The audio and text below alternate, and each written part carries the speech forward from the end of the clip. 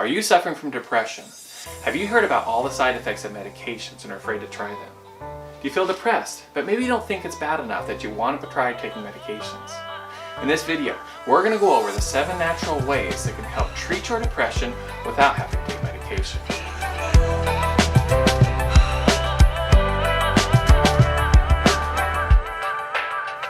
Welcome to Family Med. I'm Dr. Richardson, and this is your home for practical and accurate information to help your family make healthy decisions. This is a channel that focuses on bringing better health to your home. In this episode, we're going to be going over some simple, safe, and natural things that you can do to help treat your depression. These suggestions are most helpful when you're suffering from mild to moderate depression. They aren't meant to replace your current treatment and certainly should not be stopping any medications except under the care of your doctor. So hopefully you've been able to visit with your doctor and get a good diagnosis. If you're having severe symptoms like suicidal or homicidal thoughts, you need to be getting help right away. Talk to friends or family, your doctor, or go to the emergency room, or even call the number below, which is the National Suicide Prevention Hotline. Remember, there is help out there. So you've talked to your doctor and you feel that medication isn't right for you. Or maybe you're taking a medication and you're still looking for some things that you can do to decrease your reliance on them. What are your options? Well, the first non-medication option that I recommend in treating depression is something called cognitive behavioral therapy, or CBT. This is something that has been widely studied and can be just as effective as medication in treating mild to moderate depression. CBT is usually done through a therapist, like a psychologist or a licensed clinical social worker. A CBT therapist helps identify negative thoughts that you are having and helps you see how they're impacting your mental health. Persistent negative thoughts can have a real impact on the chemicals of your brain, like serotonin, norepinephrine, and dopamine, that are in charge of your feeling of well-being. By helping us recognize our negative thoughts and develop strategies to turn those around, a good therapist is shown to be very effective in treating depression. What I've noticed though is that I frequently get a lot of hesitation with my patients to do therapy. They feel that somehow there's a negative stigma about going. What I tell them though is that I see it as physical therapy for the brain. When you injure your knee, you wouldn't have second thoughts about going to a physical therapist and learning exercises that help your knee get better. We wouldn't look at that person and think that they're weak. We see them as being smart and taking control of their health. It's no different going to a mental health therapist. Sometimes all you need to do is learn a few good mental exercises to work on to get your brain back in good health. So don't sell a good therapist short. They can do wonders in treating your depression. The second thing that I recommend is often a dirty word in many of our vocabularies. That's the E word, or exercise. You heard me right. Exercise is very effective in treating depression. Studies show that both high intensity and moderate intensity exercise can be effective in treating mild to moderate depression. I always thought that runners were crazy when they referred to their runner's high. I still think they're crazy, but there's an actual release of the chemicals in the brain that happens that can affect mood in a positive way. When we talk about moderate exercise, it's been shown to release certain chemicals that help the nerves grow and create new connections in the brain that are responsible for mood. Just like antidepressants, it takes a few weeks for this to start to work. I recommend that you do at least 5 days of at least 30 minutes a day of some sort of exercise. Pick something that you enjoy, and if you don't enjoy it, at least pick something that you don't hate that much. But unfortunately, when you're depressed, exercise may be the last thing you want to do, but stick with it and you'll start to notice a difference. The third thing you need to do is work on your diet.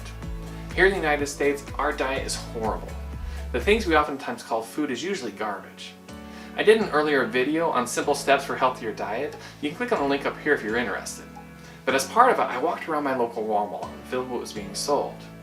If you step back and really look at what we're putting into our bodies, most of which we can't even pronounce, it's obvious that all these chemicals, preservatives, and additives are wreaking havoc on our bodies. This isn't food. This is edible drugs meant to keep us hooked. Bet you can't eat just one is real. Another analogy that if we put bad gas into our car, you get bad performance. Our bodies are no different. Stay away from the processed foods. Cut back or eliminate on the refined carbohydrates and sugars from your diet. Decrease your caffeine intake. Did you know that higher amounts of caffeine can actually decrease your levels of serotonin? But it's not just about what you shouldn't eat. We need to focus on having a healthy diet with lots of fruits, vegetables, and healthy proteins. Eating foods higher in omega-3 fatty acids like salmon, mackerel, sardines, healthy fats like coconut oils have found to be serotonin-enhancing foods, which can have a positive impact on your mood. The fourth thing you need to do is manage your stress. Long-term, chronic stress increases the level of a hormone called cortisol, which causes physical changes in your body and your brain, increasing your risk for depression. Take an honest look at your life. What things are causing you stress? Are you stuck in a job you hate? Are you having relationship problems? Are you living with feelings of guilt, or have you overscheduled your life? Sit down and do a real brutal assessment of yourself and where you're at. Write down which things you can change and which things you can't. Work on changing what you can. Those things that you can't change, figure out how you can better deal with it, or oftentimes there really are ways you can change those. We just may need to think of it in a different way. This is something a good counselor or therapist can help you work through. Besides this exercise though, learn some better stress management techniques such as meditation, prayer, yoga, or massage. All of these things have shown to be helpful, so start to incorporate one or all of them into your life and see what kind of a difference it can make. The fifth thing you need to do is work on getting adequate sleep. I know this is a hard one, believe me. I have 5 kids and most of them are teenagers who don't feel like they need to go to bed. Sleep is a struggle for us, but it is so important. We need to get our 7 to 8 hours of sleep as an adult, and even more for our teenagers to have optimal health. Sleep is when the body repairs itself. It's when all the nerves in the brain solidify and lay down new memories. When we don't get the sleep we need, everything is off. So if you're having trouble sleeping, work with your doctor to find ways to improve it. Make sure you aren't dealing with sleep apnea, a condition where you don't breathe well at night. There's a strong correlation between sleep apnea and depression. Get online and do some research using the term sleep hygiene for thoughts and ideas that you can do to improve your sleep. The sixth recommendation that I have for you is to surround yourself with good people and influences. We as humans are a social species. We need human interaction. Unfortunately, one of the biggest problems that you face when you're dealing with depression is a desire to isolate yourself. You start to see the world as against you, or that it doesn't need you or want you. So the best thing that you can think to do is isolate yourself. But this is the worst thing you can do. Surround yourself with friends and family and stay away from those who are constantly trying to pull you down. Negativity often brings negativity. If you're surrounded by people who are dragging you down, or are using you, or don't have your best interests in mind, then get away. If you're in a destructive relationship, find ways to either improve it or leave it. Okay, so the seventh and last one that I'm going to talk about today can be one of the hardest when you're suffering from depression, but I think it can also be one of the most effective. I want you to get out and serve somebody else. Get involved in charity work. Find a neighbor who's in need. Volunteer at a homeless shelter. It's amazing how when we forget ourselves in the service of other people, what a positive impact that has on our mental health. We're ever living in a self-centered, me-first society, and this is having a negative impact on our overall health as well as our mental health. Get out and make a regular habit of serving and looking out for others, and you'll see a positive impact in your own life. If you struggle finding for opportunities that might make a fit for you, might I suggest a website for you. For those in the United States, there's a site out there called justserve.org that you can go out that shows volunteer opportunities in most communities. So get out and help somebody else and see what a difference it will make in your life.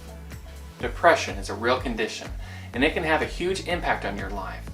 There are many different ways that you can treat it, and oftentimes it takes several different avenues to find something that is going to work for you. It's important to remember though, that if these or other things you are trying are not working, there are other options out there. Sometimes despite all you do, the symptoms still will not go away.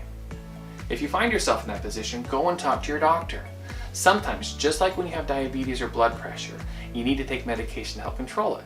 Depression is no different, and taking a medication doesn't mean that somehow you failed or are weak. If you're interested in learning more about medication options to treat depression, check out my playlist on different options that are available to treat this depression. Now, the best part of these suggestions that we've just talked about though, is they can be used no matter where you are in your depression treatment. Adding these suggestions to your treatment, even when you're taking medication, can really help. This list of suggestions certainly doesn't cover all the non-medication options for treating depression. I'm interested in hearing about the things that you have done to help your depression, and even better, what your experiences have been with any of these suggestions. Go ahead and comment below and let us know. Remember though, my purpose in sharing this information is to help give information that you can think about and discuss with your own doctor. Please don't take this as direct medical advice. Take everything you've learned today and discuss it with your doctor and how it applies to you in your own situation. Now, if you found this information to be helpful, do me a favor. Go ahead and hit that like button and share it with your friends. I have a lot of other videos on different health topics out there, so click either here or here to keep learning. And if your health is important to you, consider subscribing and hit that notification button so you don't miss out on any other content. So until next time, this is Family Med with Dr. Richardson. And remember, take care of your body because it's the only one you have.